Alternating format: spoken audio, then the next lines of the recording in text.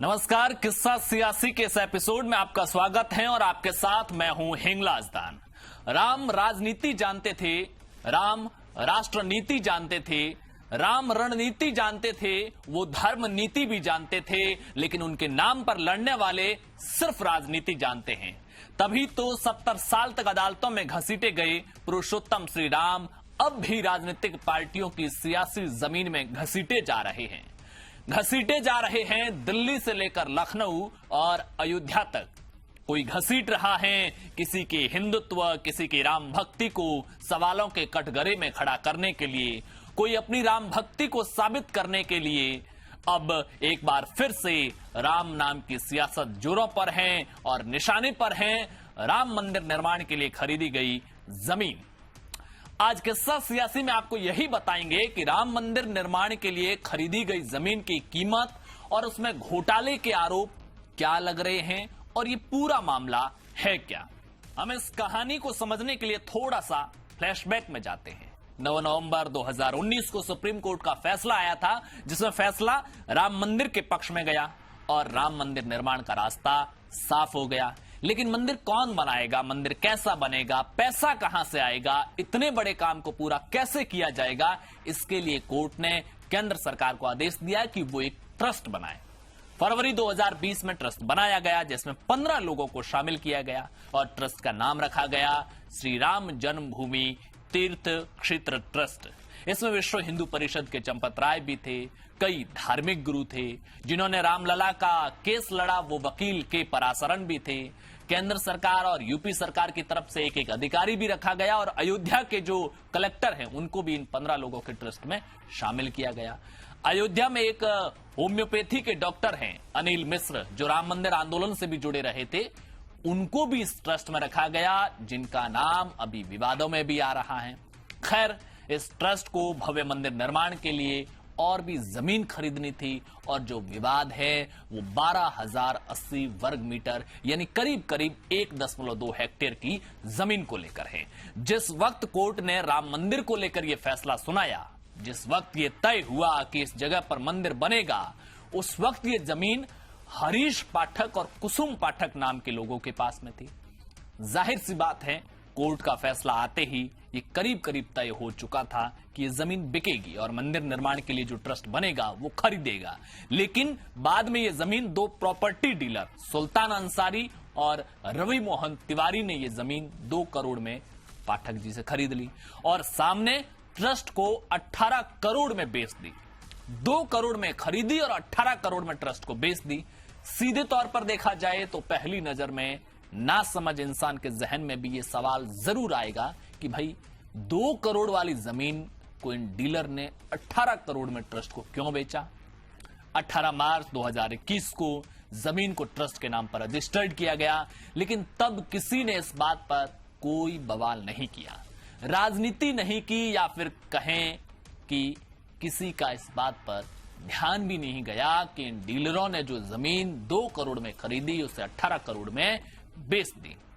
विवाद शुरू होता है 13 जून को हुई एक प्रेस कॉन्फ्रेंस से। उत्तर प्रदेश में समाजवादी पार्टी के नेता है पवन पांडे, जो सपा सरकार में मंत्री भी थे, उन्होंने प्रेस कॉन्फ्रेंस की और ये मामला पहली बार मीडिया के सामने लाए। अब ध्यान से समझिए इस पूरे मामले को। पहली बात, ये जो डीलर थे सुल्तान अंसारी और रवि मोहन तिवारी, उन्होंने 18 मार्च को ही जमीन खरीदने की जो सेल्स डीड है वो बनवाई 2 करोड़ में और उसी दिन ट्रस्ट को बेच दी 18 करोड़ से ज्यादा में। और जो दोनों रजिस्ट्री हुई है, पहले पाठक जी से इन डीलरों ने खरीदी उसकी रजिस्ट्री और फिर जो डीलरों ने ट्रस्ट को बेची उसकी रजिस्ट्री, दोनों में सिर्फ 10 मिनट का फर्क है। जो रजिस्ट्री हुई उनके जो वक्त का गैप है वो सिर्फ 10 मिनट है। 7:05 पर पहली रजिस्ट्री और 7:15 पर दूसरी रजिस्ट्री। सवाल ये उठाया गया कि 10 मिनट में 16 करोड़ की कीमत कैसे बढ़ गई।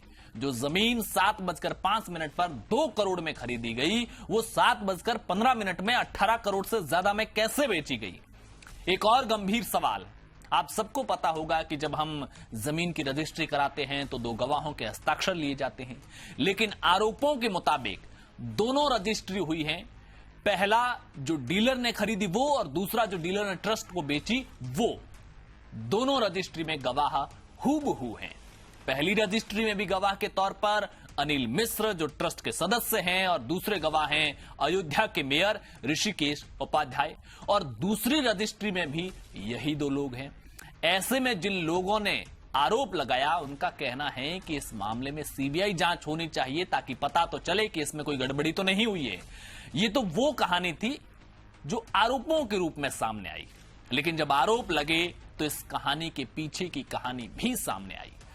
दरअसल कुसुम पाठक ने ये जमीन कई साल पहले 2010-11 के लगभग सुल्तान अंसारी और रवि मोहन तिवारी के साथ 2 करोड़ में बेचने का एग्रीमेंट किया।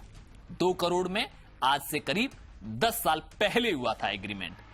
अब जब राम मंदिर निर्माण शुरू हुआ तो ट्रस्ट को यह लगा कि मंदिर के पास की जमीन भी काम आ सकती है, इसलिए इस जमीन को खरीदा जाए। कुसुम पाठक से संपर्क किया गया। उन्होंने कहा कि हमने तो सुल्तान अंसारी और रवि मोहन तिवारी के साथ एग्रीमेंट कर लिया है आज से कई साल पहले। जब ट्रस्ट ने रवि मोहन तिवारी से संपर्क किया तो वो जमीन बेचने के लिए तो तैयार हो गए, लेकिन ट्रस्ट जमीन खरीद के मामले में कोई भी कानूनी कागजाई में जो कार्रवाई होती है उसमें लापरवाही नहीं करना चाहता था। तो एक अड़चन आ गई कि रवि मोहन और कुसुम पाठक के बीच जो जमीन का एग्रीमेंट हुआ था उसकी सेल्स डीड नहीं बनी हुई थी और उसके बिना जमीन को आगे बेचा नहीं जा सकता। तो फिर यह तय हुआ कि पहले कुसुम पाठक और डीलर के बीच में सेल्स डीड बनवाई जाए और फिर डीलर इस जमीन को सौदा जो है वो ट्रस्ट के साथ करेगा। इसलिए उसी दिन ये सेल्स डीड बनाया गया और उसी दिन आगे ट्रस्ट के साथ भी ये एग्रीमेंट किया गया। इसका मतलब 2 करोड़ जो कीमत है वो आज की नहीं है, आज से 10 साल पहले की है।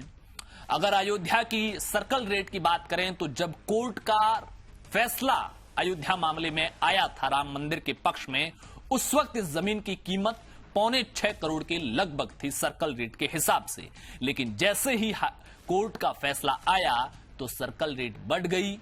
इस वक्त इस जमीन की सर्कल रेट 20 करोड़ है, जिसके बाद ट्रस्ट ने सुल्तान अंसारी और रवि मोहन तिवारी से निवेदन किया कि धर्म का काम है, राम नाम का काम है, कुछ कीमत कम की जाए। इस अनुरोध पर 1.5 करोड़ रुपए कम किए गए और 20 करोड़ की बजाय 18 करोड़ से ज्यादा 18.5 करोड़ के लगभग इस जमीन को ट्रस्ट को बेच दिया गया।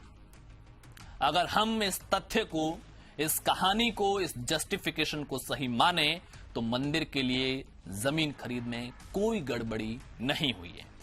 एक और तर्क दिया जाता है कि जमीन खरीद के लिए पूरा लेन देन बैंक खातों से हुआ है, इसलिए कोई घोटाला संभव नहीं है। लेकिन बावजूद इसके राम नाम के इस काम पर सियासी गलियारों में सवालों की बौछारें हो रही हैं।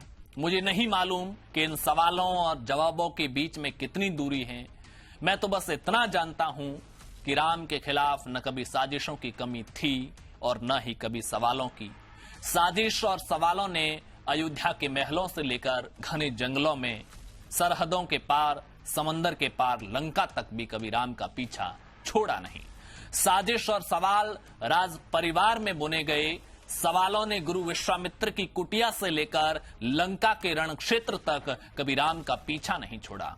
राजगुरु वशिष्ठ ने सवालों की साजिशें बुनी, माता केकई ने साजिशों के जाल बुने।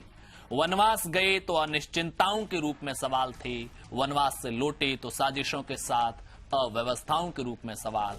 सीता को जंगल में साथ ले गए तो सवाल, लंका से ससम्मान लाए तो सवाल, राजमहलों में रखा तो सवाल, वनवास में भेजा तो सवाल। लेकिन इन सवालों के बीच मौन मुस्कान के साथ धीर गंभीर हर मुश्किल का मुकाबला करते हुए हर युग में मनुष्यता के सर्वोत्तम आदर्श बनने का मतलब है राम। बाकी जो कुछ हो रहा है वो सियासत है। 2 करोड़ से 18 करोड़ होना भी राम है और 20 करोड़ से 18.5 करोड़ पर आना भी राम है। जिसके लिए जो उचित हो वही राम है, जो जिस रूप में स्वीकार करे राम उसी रूप में है। शुक्रिया।